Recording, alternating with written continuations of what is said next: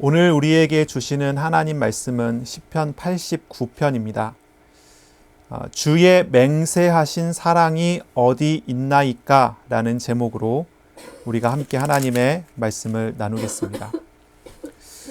오늘 이 예배를 통해서 또 이 말씀을 통해서 말씀하시는 하나님과 교제하는 복된 시간이 될 수 있기를 축복합니다.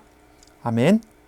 무엇보다 하나님의 사랑과 신실하심을 알아가는 시간이 될 수 있기를 바랍니다. 이 시편 89편은 애가입니다. 이 개인의 애가이고 동시에 공동체의 애가입니다. 도움을 요청하는 기도입니다. 표제를 보시면 에스라인 에단의 마스길이라고 되어 있습니다. 에스라인 에단이라고 표현이 돼요. 역대상 2장 6절에 보면 에단이라는 사람은 유다 자손인 세라의 아들입니다. 세라의 아들. 바로 앞편이었었던 88편의 저자 헤만과 비슷한 경우인 것 같아요. 아마도 이 사람도 레위 지파이면서 유다 지파와 연관된 그런 사람인 것처럼 보입니다. 이 사람 또한 이제 헤만과 마찬가지로 솔로몬과 비교될 만큼 지혜에 있다는 것으로 알려져 있는 그런 사람이고요. 하나님을 찬양하는 직분을 맡았던 사람입니다. 이 시편의 배경은 아마 국가적인 재앙에 직면한 그런 상황인 것으로 보입니다. 이 에단이 이 솔로몬 시대에 활동을 했다고 되어 있죠. 이제 아마 다윗 시대, 솔로몬 시대를 거쳐 왔었고, 이 솔로몬의 아들인 르호보암의 때까지 아마 사역을 했었던 그런 사람인 것 같아요. 이 시기, 이 시편이 쓰여진 시기를 우리가 추측해 본다면 아마도 솔로몬이 죽고 난 다음에 이 유다 왕국을 르호보암이 통치하던 그런 시기였을 것입니다. 그때에 애굽이 유다를 공격했었던 상황이 있었어요. 그때 유다 왕국이 아주 큰 위기에 빠져 있었습니다. 바로 그러한 상황을 배경으로 두고 기록된 시편으로 우리가 생각을 할 수가 있습니다. 에단은 국가적인 위기를 만난 그 상황 속에서 하나님 앞에 기도하는 거죠. 그리고 이 기도문을 가지고 공동체가 함께 하나님 앞에 기도하게 되는 것입니다. 국가적인 위기 속에서 과거 다윗에게 주셨던 하나님의 언약을 기억하고 위기를 만난 이 이스라엘에게 하나님의 바로 그 언약에 맞는 신실하심과 그 헤세드의 사랑을 회복해 달라고 하나님께 호소하는 그런 기도문입니다. 그리고 이것은요, 우리에게 이제 마스길이라는 이름으로 전해집니다. 마스길이라는 말은요, 교훈이라는 말이죠. 교훈시이면서 동시에 지혜시로 우리에게 전해지는 것입니다. 국가적인 큰 위기를 만나게 됐을 때 어떻게 기도하는 것이 지혜로운 것인가 하는 바로 그러한 어떤 통찰을 우리에게 주는 그런 시편인 것입니다. 지혜란 무엇입니까? 지혜, 우리가 성경의 지혜서를 알고 있죠. 잠언, 전도서, 욥기 이런 것들이 지혜입니다. 잠언에서 지혜는 무엇입니까? 여호와를 경외하는 것이 지혜의 근본입니다. 여호와를 경외하는 것입니다. 하나님을 아는 것이고 하나님을 두려워하는 것이고 하나님을 존경하는 것입니다. 그것이 지혜의 근본이라고 했습니다. 여기에서부터 지혜가 나오는 것이죠. 전도서에서도 지혜를 말합니다. 전도서에서 말하는 지혜는 무엇입니까?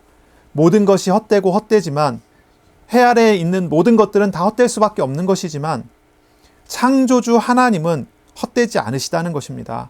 창조주를 기억하는 것이 지혜라고 가르친 것이 전도서입니다. 이 지혜자인 에단은 이 시편을 통해서 우리에게 한 가지의 지혜를 가르치고 설명합니다. 정말 위기 속에서 어떻게 기도해야 되는지, 위기 속에서 어떤 태도를 취해야 되는지, 그것은 다른 것이 아닙니다. 여호와 하나님을 찾는 것입니다. 언약의 하나님을 찾는 것, 언약의 하나님을 만나는 것이 지혜라고 우리에게 보여주는 것입니다. 저와 여러분에게 위기가 찾아올 때, 어려움이 찾아올 때 지혜로운 판단을 할 수 있어야 되겠죠. 어떤 판단이 지혜로운 것입니까? 다른 것이 아니라 하나님을 찾는 판단이 지혜롭다는 것을 우리는 배워야 할 것입니다. 바로 이 시편은 하나님과 언약을 맺은 개인과 공동체가 위기를 만났을 때 사용될 수 있는 지혜로운 기도의 한 모범으로 우리가 또 사용할 수 있는 그런 시편입니다. 이 에단의 이 마스길은요, 바로 그 위기의 상황에서 하나님께 들려졌었던 기도이면서 또한 대대로 이스라엘 역사 속에서 위기 속에서 하나님께 기도했던 기도문이기도 합니다. 특히 포로 시기에 많이 불려졌을 기도문으로 우리가 생각을 할 수가 있겠죠. 혹시 위기를 만나신 분은 이 시편을 통해서 기도하세요. 지혜롭게 언약의 하나님과 교제하는 그러한 시간을 가질 수 있게 되기를 바랍니다. 물론 위기를 만나지 않은 분도 일상적인 삶 속에서 이 시편에 이야기하고 있는 그 지혜를 얻고 그리고 그 지혜로운 기도로 날마다 하나님께 나아갈 수 있기를 바랍니다. 오늘 이 시편은요, 참 독특한 그 구성을 가지고 있습니다. 다른 시편들은 하나님 앞에 위기를 말하고 자신의 절망을 말하고 하나님께 호소하면서 하나님으로부터 은혜를 경험하게 돼서 하나님을 찬양하는 대로 나갑니다. 그래서 위기에서 시작해서 그러나 하나님이 주시는 은혜로 말미암아 찬양하게 되는 거죠. 그리고 뭐 서원하고 막 이렇게 되는데, 이 시편의 구성은 정반대로 되어 있어요. 처음에 시작은 찬양으로 시작합니다. 그런데 중간에 바뀝니다. 우리가 읽었었던 본문이었죠. 38절에 이렇게 시작합니다. 그러나라고 하면서 위기를 말합니다. 자신이 당하고 있는 절망을 말합니다. 그리고 절망이 해소되지 않고 이 기도가 끝마쳐 버리고 맙니다. 다른 기도들은 절망에서 시작해서 감사로 나아가지만 이 시편은 찬양과 감사로 시작하지만 절망으로 마무리해버리고 마는 그런 상황이에요. 이 시편의 구전의 1절부터 37절까지는 찬양입니다. 감사입니다. 영원한 언약을 약속하신 다윗의 언약, 하나님의 인자하심과 성실하심을 찬양합니다. 그런데 38절부터 52절까지는 상황이 딱 바뀌어요. 절망합니다. 언약을 주셨는데, 하나님의 언약을 주셨는데 하나님께서 지금 그 언약대로 우리에게 행하시지 않는 것 같다고 하나님께 호소해요. 우린 지금 어렵습니다라고 하나님께 호소합니다. 다시 그 언약을 기억해달라고 하나님께 호소하면서 절망해서 그냥 끝나버려요. 그리고 제일 마지막 절은 52절입니다. 이 52절은요, 이 시편 89편에 붙어 있기는 하지만 이 시편 89편의 마무리가 아니고요. 시편 3권의 마지막 마무리가 이 52절입니다. 그래서 시편 3권의 마침 구절이라고 할 수가 있죠. 그러므로 이 시편 89편은요, 그 마무리가 마침이 절망으로 그냥 끝나는, 해결책 없이 끝나는 그런 시편인 거죠. 하나님을 알기는 알아요. 하나님의 은혜도 알아요. 과거에 하나님을 경험도 했어요. 하나님의 은혜의 깊은 것까지도 경험을 했던 사람들이에요. 그리고 하나님을 전혀 의심하지도 않습니다. 하나님의 은혜가 무엇인지 압니다. 그런데 지금 절망적인 어려움을 당하고 있으면서 침묵하시는 하나님을 바라볼 때 바로 이러한 기도문이 나오지 않을까, 이런 생각이 들어요. 그렇게 드려지는 기도문입니다. 우리 시편 89편을 하나씩 읽어가기를 바랍니다. 원합니다. 89편 1절부터 우리가 보겠습니다. 내가 여호와의 인자하심을 영원히 노래하며 주의 성실하심을 내 입으로 대대에 알게 하리이다. 내가 말하기를 인자하심을 영원히 세우시며 주의 성실하심을 하늘에서 경고히 하시리라 하였나이다. 이제 처음 들어가면서 하나님 앞에 고백하는 거죠. 하나님의 인자하심과 하나님의 성실하심에 대해서 이야기합니다. 하나님의 인자하심은 헤세드가 나오고요. 그리고 하나님의 성실하심에 대해서는 이 두 가지 단어를 반복해서 쓰는데요. 하나는 에무나가 사용되고 하나는 에메트가 사용됩니다. 하나님의 성실하심, 언약 백성을 향한 신실하심을 표현할 때 이런 단어를 사용하게 되죠. 이 에단은요, 하나님의 인자하심, 하나님의 사랑을 말해요. 그리고 하나님의 신실하심을 말해요. 그것을 영원히 노래하겠습니다. 대대히 알게 하겠습니다. 라고 말을 합니다. 왜냐하면 하나님의 인자하심은 영원히 세워지는 인자하심이고 하나님의 성실하심은 견고하게 세워지는 그런 성실하심이기 때문이라고 말을 하는 거예요. 그 은혜는, 하나님이 주신 그 놀라운 사랑과 그 신실하심은 변하지 않는 것이기 때문입니다. 바로 그 사실을 이 에단은 경험했고 이 에단과 함께 있었던 이스라엘 공동체가 알고 있습니다. 경험해 왔던 것들입니다. 자, 이제 3절부터는 이야기합니다. 이제 자신들이 경험했었던 하나님의 언약이 무엇이었고 하나님이 주신 응답이 무엇이었는지를 말을 하죠.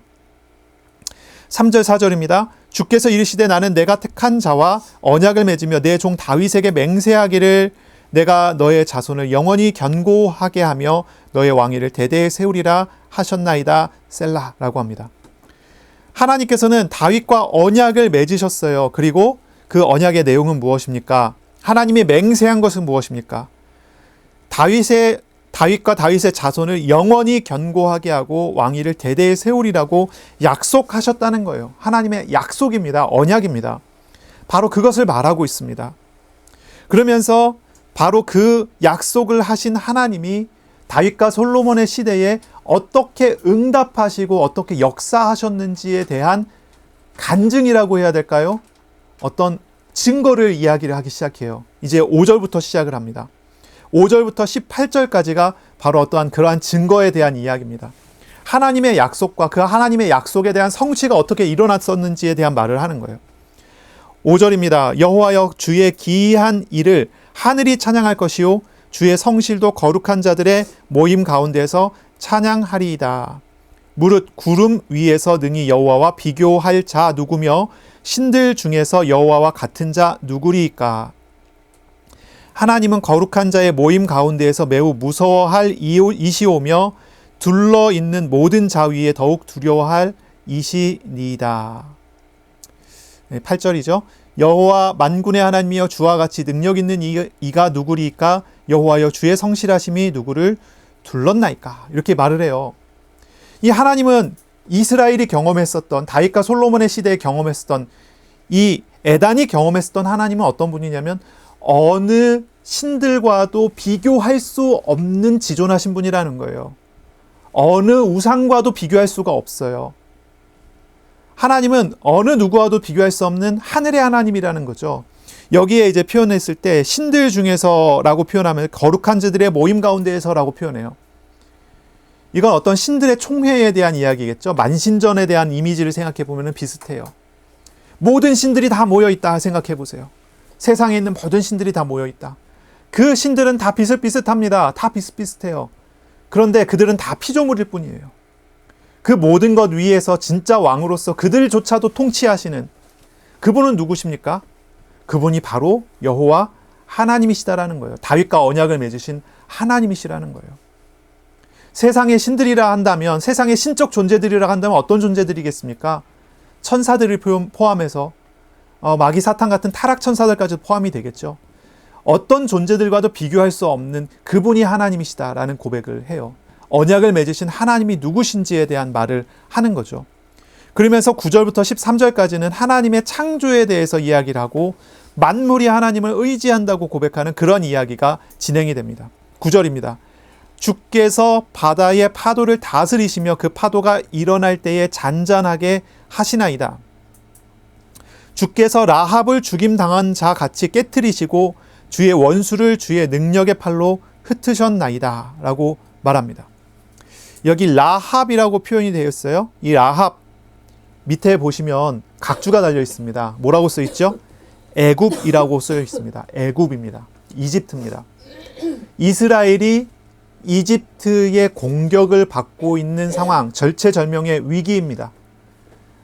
이 유다 왕국이 멸망할지도 모르는 위기, 그 위기를 만들어낸 존재들이 이 애굽이겠죠.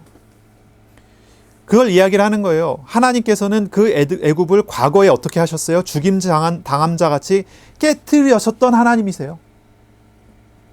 주의 원수를 주의 능력의 팔로 흩으셨던 하나님이세요. 출애굽 때를 생각해 보면 되잖아요. 하나님께서 출애굽 때 파라오의 아들을 장자를 죽였죠.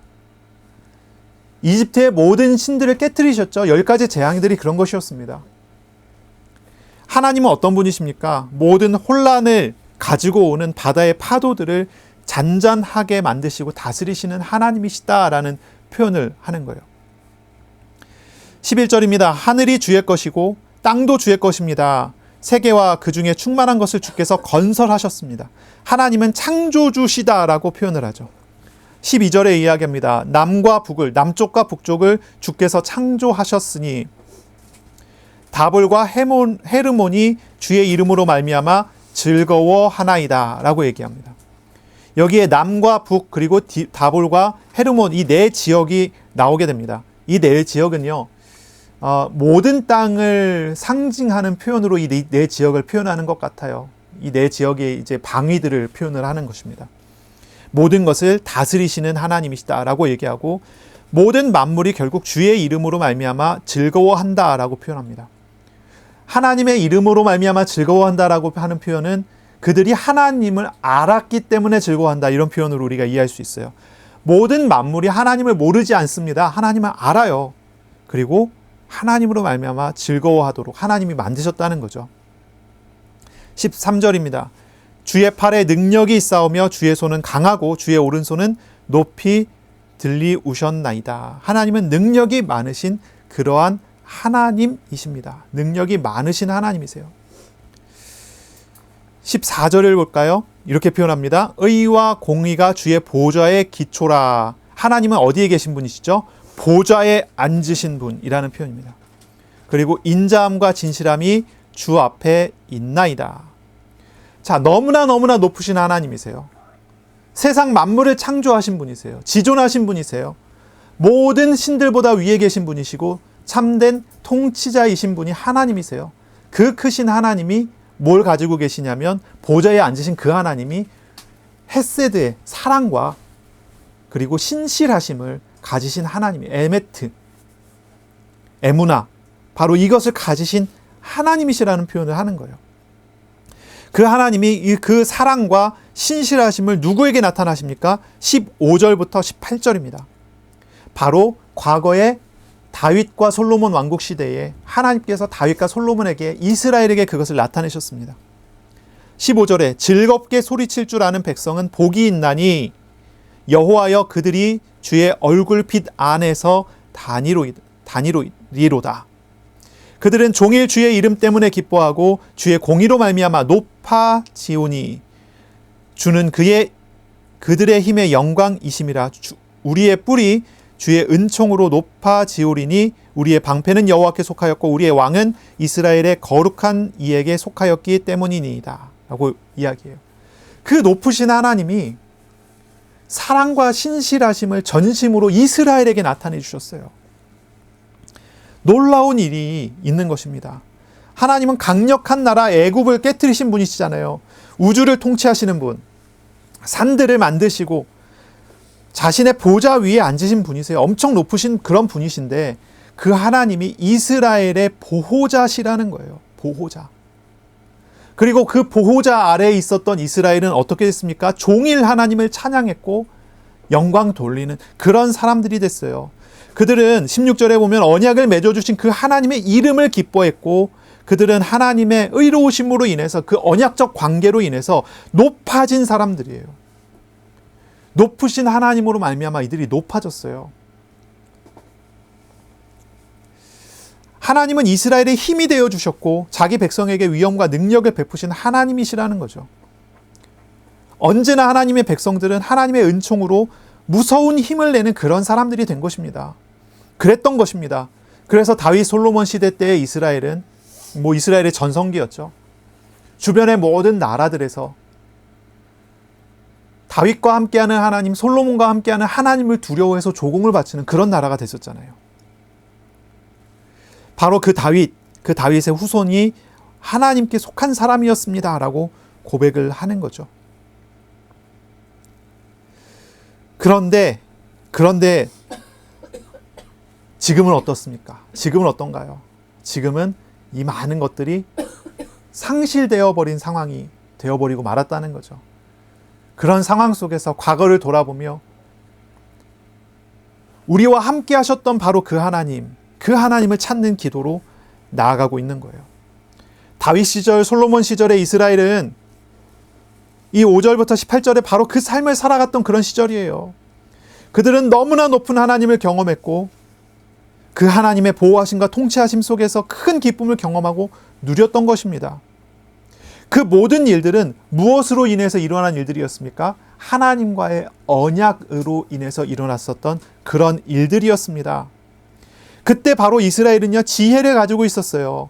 그들이 가진 지혜는 모든 것보다 더 크신 하나님을 알아가는 그런 지혜였습니다. 크신 하나님을 아는 지혜예요. 그들은 하나님을 경외했습니다. 언약의 하나님을 의지하는 그런 지혜를 그들은 가지고 있었습니다. 다윗부터 온 이스라엘은 언약의 하나님을 찾고 인격적으로 만나고 의지하는 그런 기도자들이었어요. 그리고 그 결과가 왔었던 것이 큰 평안과 기쁨이었습니다. 이것이 바로 그들이 과거에 응답을 누렸었고 인도받았었던 비밀이라고 할 수 있겠죠. 정말 비밀은 다른 것이 아닙니다.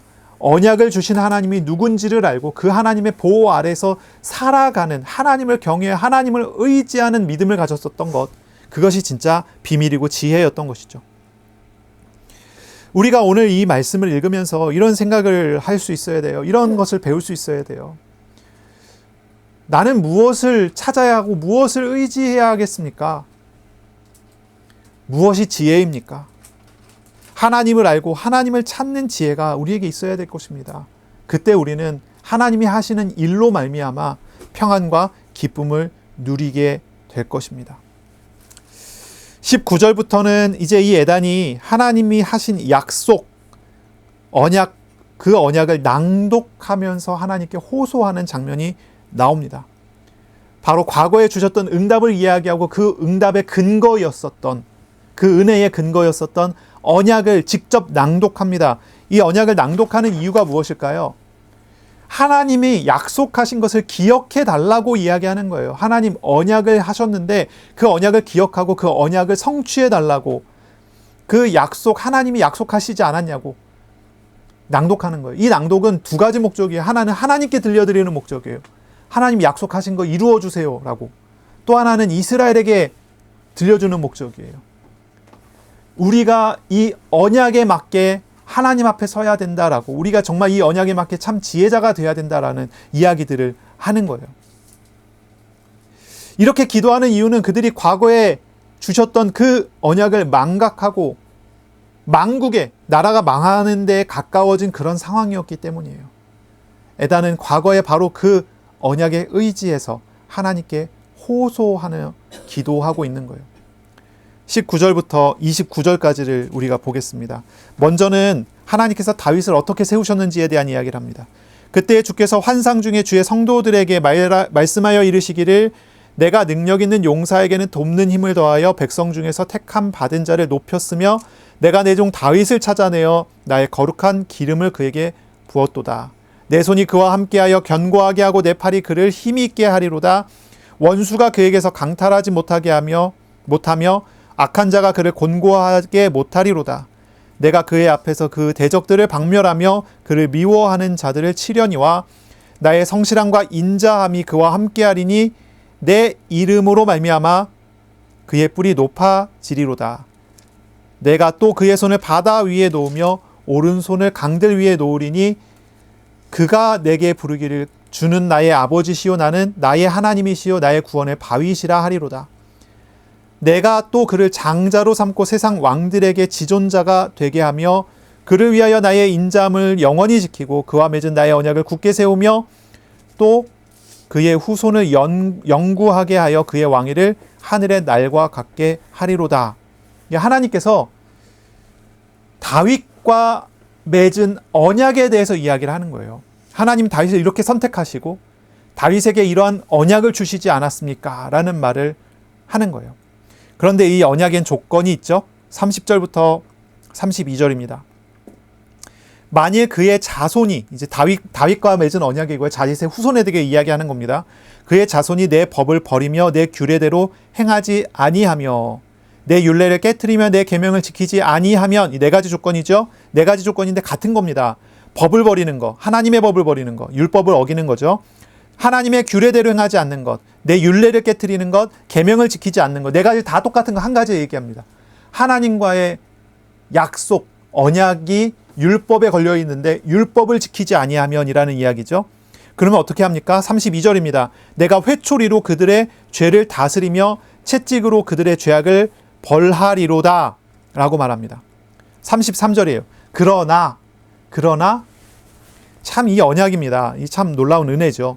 그러나 나의 인자함을 그에게서 다 거두지는 아니하며 나의 성실함도 패하지 아니하고 내 언약을 깨뜨리지 아니하고 내 입술에서 낸 것은 변하지 아니하리로다 라고 말해요.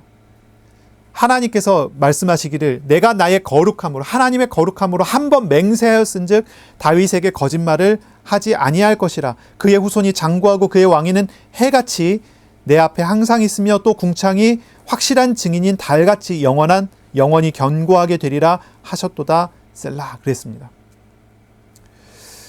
하나님이 다윗과 언약을 맺고 그러나 조건을 딱 걸었어요. 율법 지키지 못하면 하나님 징계하겠다.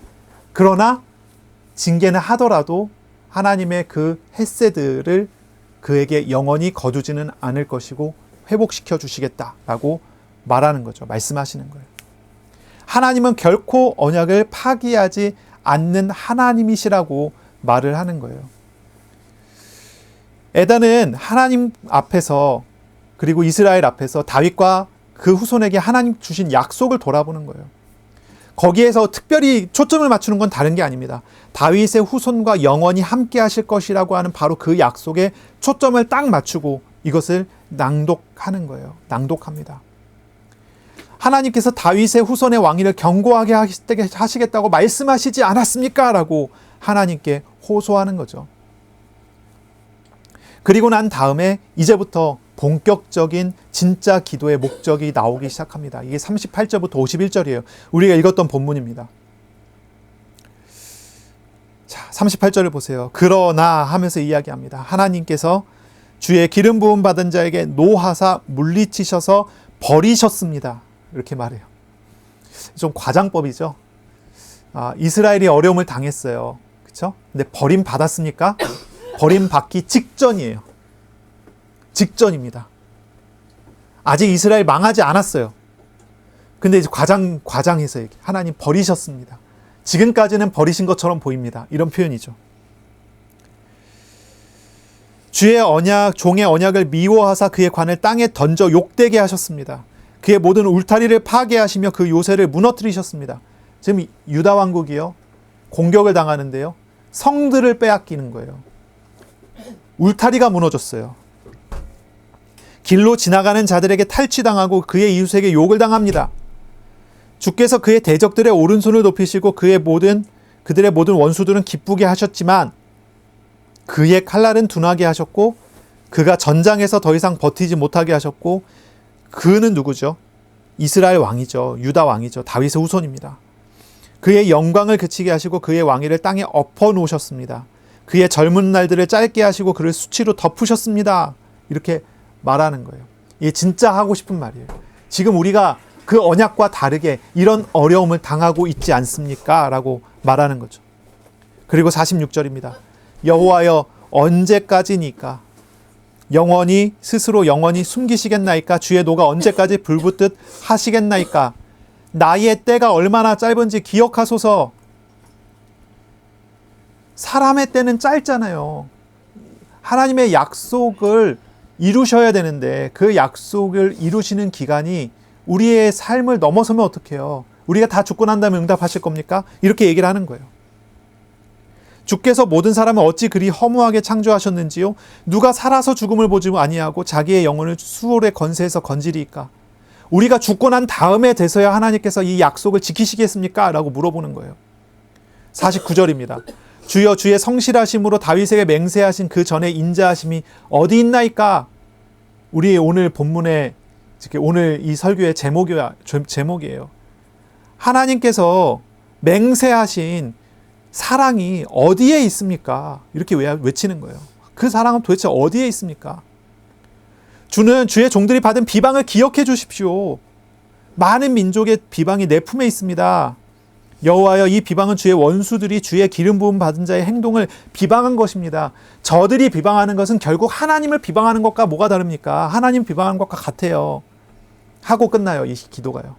이렇게 끝나는 것입니다. 요거에 대한 응답이 아직 보이지 않아요. 지금 에단은 하나님 앞에 자신의 어려움들을 다 토로하는 거예요. 그리고 이거에 대한 응답은 분명히 받았죠. 우리가 알고 있어요. 이거 응답은 나타났습니다. 기도는 절망하며 끝나버렸지만 그러나 하나님께서는 분명히 다윗 왕가가 살아남게 하셨죠. 그래서 르호보암 이후에도 유다 왕가는 쭉 이어져 가는 그런 왕가가 됐죠. 그리고 대대로 그들 속에서 하나님 앞에 겸손히 예배하고 하나님을 섬기는 왕들이 계속 나타나잖아요. 이 어떠한 일련의 사건을 통해서 하나님은 유다 왕가를 만들어 가신 것이 아닌가, 이런 생각을 할 수 있습니다. 이런 생각이 들어요. 이러한 어려움 때문에 이 유다 왕가는요, 우상과 죄를 버리고 겸손하게 가난한 마음으로 하나님 앞에 서게 됐죠. 그리고 하나님의 통치받는 왕과 왕국으로 설 수 있게 되었던 것입니다. 자, 우리는 한 가지 생각을 해봐야 돼요. 큰 실패와 만국의 위기 속에서 어떻게 기도합니까? 지혜자 에단의 방법은 하나님의 언약을, 하나님의 약속을 의지하는 것이었어요.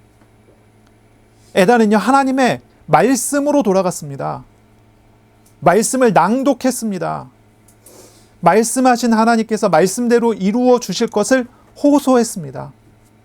하나님은 약속을 지키시는 하나님이심을 믿었습니다. 그래서 그는 기도했어요. 무엇이 지혜입니까? 어떤 것이 지혜입니까? 문제에 휘둘리는 것이 지혜가 아닙니다. 하나님을 경외하는 것이 지혜입니다. 문제를 바라보고 문제에서 답을 달라고 기도하는 것이 아니라 그 문제를 허락하신 하나님, 그 문제를 주관하시는 하나님께 나아가는 것이었습니다.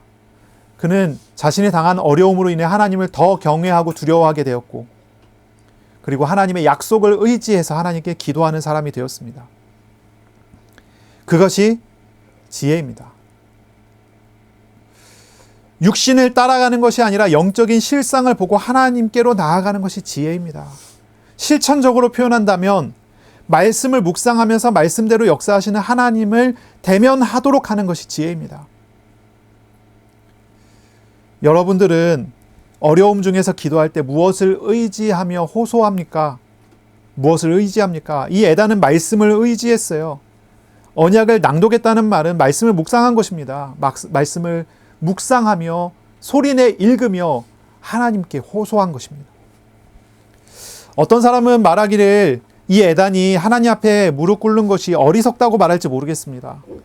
당장의 전쟁의 상황, 무기와 군사를 모으는데 힘써야 되는 것이 아니냐라고 말할 수 있을지도 몰라요. 그런데 이런 것은요, 육신적인 상황을 보는 것이지 영적인 실상을 보는 것이 아닙니다. 영적인 실상을 봐야 해요. 영적인 실상을 봐야 합니다. 지혜자인 에단은 하나님 앞에 섰습니다. 그는 육신적인 상황이 아니라 영적인 실상을 보았습니다. 그는 적군의 강대한 군사력을 본 것이 아니라 어느 군대보다도 더 크신 하나님을 과거에 보았고, 그리고 그 크신 하나님을 찾은 것입니다. 언약 백성에게 신실하셨던 하나님이 자신과 멀어졌다는 사실을 보았고, 그래서 그 하나님을 찾았던 것입니다. 이 에단에게 있어서 문제는 적군이 아니었습니다. 하나님과의 영적인 문제, 관계적인 문제가 에단에게 진짜 문제였습니다. 그러므로 이 에단은 하나님 앞에서 하나님의 약속을 낭독하면서 변증했어요. 그는 언약의 하나님께 언약대로 다시 백성을 향한 인자하심과 성실하심을 나타내달라고 호소했어요. 이것이 진짜 중요한 지혜 있는 기도의 한 모습이 될 것입니다. 지혜 있는 모습이 될 것입니다. 과거에 한 친구가 저하고 이제 대화를 쭉 나누는데요. 그런 이야기를 하는 거예요. 큰 어려움이 이제 찾아온 상황이었습니다. 그 어려움 속에서 어떻게 해야 될지를 모르는 거예요. 너무 당황한 것 같아요. 그래서 여기저기 막 이야기를 하는데 제가 이런 얘기를 했어요. 하나님께 기도해야지. 하나님 인도하심을 열어달라고 기도해야지. 하나님께서 그 속에서 우리에게 나타내실 일을 보여달라고 기도하고, 그리고 하나님 보여주시면 그거 따라가야지, 순종해야지, 이런 이야기를 좀 했어요. 그랬더니 저한테 이런 얘기를 해요. 원론적인 이야기 말고 구체적으로 이런 상황에서 어떻게 실천하고 어떻게 해야 될지를 얘기해달라. 저한테 이런 얘기를 하는 거죠. 저는 이렇게 얘기했어요. 그건 원론적인 이야기가 아니라 이게 정말로 실제다라고 표현을 했어요. 이거 왜 뭐가 있냐? 하나님이 살아계시고 하나님이 우리 가운데 계시고 우리 속에 계시고 하나님이 우리에게 말씀하시고 그 말씀하신 것을 지금 이루어 가시는 것을 믿는다면 내가 지금 어떤 일 속에 하나님께 기도해서 응답받는 것이 가장 중요한 게 아니냐. 일을 처리하는데 이런 방법으로 처리해도 저런 방법으로 처리해도 하나님이 함께하면 이것도 답이 되고 저것도 답이 되지만 하나님이 함께 하시지 않고 하나님이 인도하심을 알지 못하는 상태에서 처리한다면 이것도 답이 아니고 저것도 답이 아니다. 이런 이야기를 했던 기억이 있어요. 여러분은 어려움 속에서 상황의 얽매임 속에 들어갈 때 여러분 어떻게 대처하십니까? 크신 하나님을 먼저 보시기를 바랍니다. 지금 우리와 함께 하시고 우리에게 일하시고 계시는 하나님을 의지하시길 바랍니다. 그것이 가장 중요한 방법이고 그것이 가장 지혜로운 방법일 것입니다. 하나님은 말씀하시고 그 말씀을 신실하게 이루어 가시는 하나님이십니다. 하나님을 찾고 하나님께 기도하는 것이 가장 지혜로운 방법입니다. 자, 이 기도에 대한 응답을 하나님은 주셨어요. 그래서 유다 왕국이 살아남았죠. 살아남고 유다 왕국이 이어져 갑니다. 그러나 그 왕국은 영원히 이어져 갔나요? 그러지 못했습니다. 바벨론에 의해서 멸망당하게 됐죠. 그러나 다윗의 후손은 계속 이어져 갔습니다. 다윗의 후손은 계속 이어져 갔어요.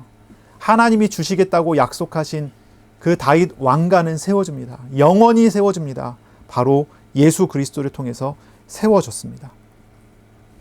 눈에 보였던 다윗 왕가는 사실 임시적인 예표로서의 응답이었습니다.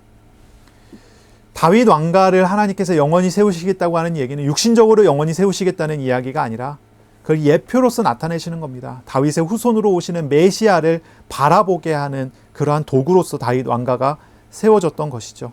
그리고 그 왕가가 시간이 다 되었을 때 이제 그것은 접어지고 다시 새롭게 하나님께서 이끌어 가시고 세워져 가시는 일들이 나오게 되는 거죠. 이 기도는 또한 바벨론 포로 시기에 포로민들 사이에서의 기도문이었습니다. 바벨론 포로로 있었던 사람들이 하나님께 기도했었던 그런 기도문 중에 하나이기도 했습니다. 포로 시기에 포로민들에게 이 기도는 아주 적합한 자신의 상황에 맞는 기도문이었을 겁니다. 그리고 그들이 기도했을 때 하나님께서는 포로로 끌려간 이들에게도 하나님은 분명하게 응답을 해 주셨습니다. 이제는 변화가 되어 다윗 왕가를 통해서 이루어 갔었던 하나님의 일들이 포로 시기 이후부터는요, 각 개인 한 사람 한 사람에게 이루어가는 하나님의 일로 나타내 주십니다. 하나님은 이스라엘에게 다윗 왕가를 통해서 하나님이 누구신지를 가르쳐 오시는 일들을 계속했다면 이제 포로 시기에는 다윗 왕가를 넘어 언약 백성에게 일하시는 메시아 하나님을 직접 나타내 보여주시는 방식으로 일을 하신 것입니다. 그리고 이 포로민들은 기도하면서 응답을 받았죠. 대표적인 인물들이 나오죠. 에스겔 같은 사람, 다니엘과 다니엘의 친구 같은 사람들, 에스더 같은 사람들입니다. 그 사람들은요, 이스라엘 왕조를 넘었습니다. 넘어서서 온 하나님의 백성을 통치하시는 참된 왕의 통치 아래에서 살아갔습니다. 포로가 된 다음에야 비로소 메시아가 보이기 시작을 하는 거예요. 그 전까지는 다윗 왕가가 보였어요. 다윗 왕가를 통해서 메시아를 바라봐야 됐는데 이제 직접 메시아를 바라보게 되는 은혜가 그들에게 있었던 것이죠. 세계의 최강국인 바벨론의 포로 시기를 거쳐, 페르시아의 포로 시기를 거쳐 그들은 참된 왕이신 하나님을 바라보면서 살아갔었던 일들이 나타났던 거죠. 이런 왕국 시기와 포로 시기의 다윗 언약의 성취는 언제나 오실 메시아 그리스도를 바라보게 하는 그런 것이었습니다. 그리고 그 응답들은, 그 메시아로 말미암아 오는 응답들은요, 굉장히 놀라운 것이었습니다. 절체절명의 위기, 만국의 위기 속에서의 하나님의 구원을 경험하잖아요, 이 사람들이요. 이 르호보암 시절에 하나님의 구원을 경험하고, 히스기야 때도 마찬가지죠. 그때에도 하나님의 구원을 경험하고, 그 강력한 나라 아수르의 18만 5천과 싸워서 승리하는 어떤 그런 결과들을 보잖아요. 절체절명의 그런 위기 속에서 하나님의 놀라운 기적들을 경험합니다. 하나님의 언약의 성취들을 경험해 왔어요. 하지만 그런 응답들은 놀라웠지만 영원한 응답은 아니었어요. 예표로서의 응답이었죠. 그리고 영원한 응답이 우리에게 하나님께서 주어지시는 겁니다. 다윗 언약은 왕조를 넘어서 오실 왕 그리스도에 대한 소망으로 이어지고요. 하나님은 그리스도를 우리에게 보내주셨습니다. 하나님이 사람이 되어서 오시는 성육신 하심으로 우리에게 오셨어요. 우리 주님은 택한 백성의 육신적이고 정신적이고 영적인 모든 절망과 죽음을 다 짊어지시고 십자가에서 대속하심으로 자신의 택한 백성에게 영원히 빼앗기지 않을 언약적인 사랑, 헤세드의 사랑을 나타내 주셨고 그 신실하심을 영원히 나타내 주셨습니다. 그리고 영원히 빼앗기지 않을 하나님의 왕국을, 하나님의 통치하심을, 하나님의 승리를 예수 그리스도를 영접한 사람의 마음에 새겨 놓으셨습니다. 물론 아직 이제 이미와 아직의 종말론적인 긴장 속에 우리가 살아가고 있기는 하지만 당장 죽어도 천국에 가고 이 땅의 삶에서 천국의 하나님의 도우심과 보호하심 아래서 살아가는 은혜를 우리에게 베풀어 주신 것이죠. 지금도 하나님은 신실하심과 그 사랑으로 자기 백성을 만나 주십니다. 하나님은 언약을 결코 어기시는 법이 없으신 하나님이십니다. 지금도 그리스도를 영접한 백성에게 하나님은 그 신실하심을 드러내셔요. 그리고 그 신실하심은 우리의 삶 동안 동행하고 나타나시면서 영원한 하나님의 나라에서 계속되는 은혜인 것입니다. 문제가 있으신 분 있습니까? 그러면 기도하세요. 기도하시기 바랍니다. 이 시편의 교훈은, 이 시편의 지혜는 문제보다 더 크신 하나님이 계시다는 것을 알려주는 것입니다. 그리고 바로 그 하나님을 찾으라는 것입니다. 언약 관계에 의지해서 기도하라고 합니다. 하나님은 자기 백성의 신음을, 기도를 귀 기울여 들으시는 하나님이십니다. 우리는 문제를 해결하려고 하는 것이 아니라 우리를 통치하시는 왕께로 나아가야 할 것입니다. 하나님은 우리의 왕이시고 우리는 하나님의 백성입니다. 이 주간 시편 89편을 묵상하는 주간이 되시기를 바랍니다. 삶의 자리에서 또한 이 말씀 주시고 말씀하신 대로 동행하시는 하나님을 알아가는, 그래서 참 지혜 있는 자로서 우리가 살아가는 복된 주간이 되기를 예수님의 이름으로 축복합니다. 아멘. 함께 기도하겠습니다. 하나님 아버지 감사합니다. 오늘 우리에게 말씀하시고 우리에게 지혜를 가르쳐 주셨습니다. 어떠한 문제와 어떤 문제보다도 더 크신 하나님을 이 주간 알아가는 은혜가 있게 하여 주옵소서. 바로 그 하나님께서 우리에게 아버지 되시고 우리의 왕이 되시고 우리의 하나님이 되심을 알고 주님을 의지하는 주간이 되도록 이끌어 주시옵소서. 하나님의 약속하신 헤세드의 사랑과 에메트, 에무나의 그 신실하심을 날마다 우리의 삶에 보이시는 그런 주간이 되도록 복 내려 주옵소서. 감사합니다. 예수님의 이름으로 기도합니다. 아멘. 우리 주 예수 그리스도의 은혜와 하나님 아버지의 사랑하심과 성령님의 교통하심이 이제로 영원까지 항상 함께 있을지어다. 아멘.